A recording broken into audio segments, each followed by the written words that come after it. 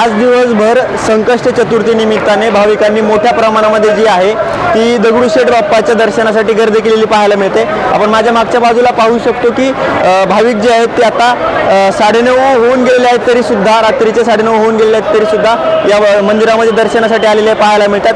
आपल्या बाप्पाकडे आपली आरास मांडावी।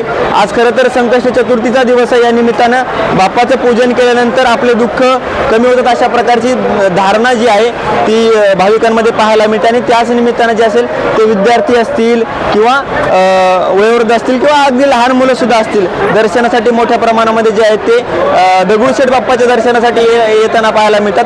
खरं तर दगडूशेठ बाप्पा म्हटल्यानंतर ना रोजच बाप्पाच्या दर्शनासाठी गर्दी असते, परंतु आज जर बघायला गेलं तर संकष्ट चतुर्थी निमित्ताने जे आहे ते मोठ्या प्रमाणामध्ये भाविक भक्तांनी जी आहे ती गर्दी केलेली पाहायला मिळते।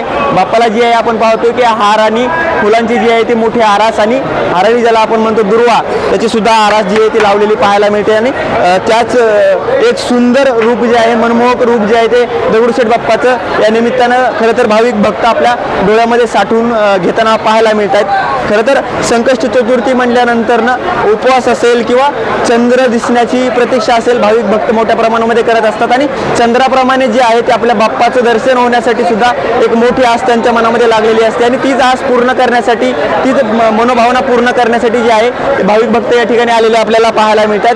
खरं तर अनेक भाविक भक्तांनी जे आहे ते आज बाप्पाकडे साकडं देखील घातलेलं असेल किंवा आपली प्रार्थना जी आहे ती मांडलेली असेल। तुमची काय भावना असेल बाप्पांविषयीची, संकष्ट चतुर्थी निमित्ताने तुमची काय भावना आहे ती आम्हाला कमेंट करून नक्की कळवा।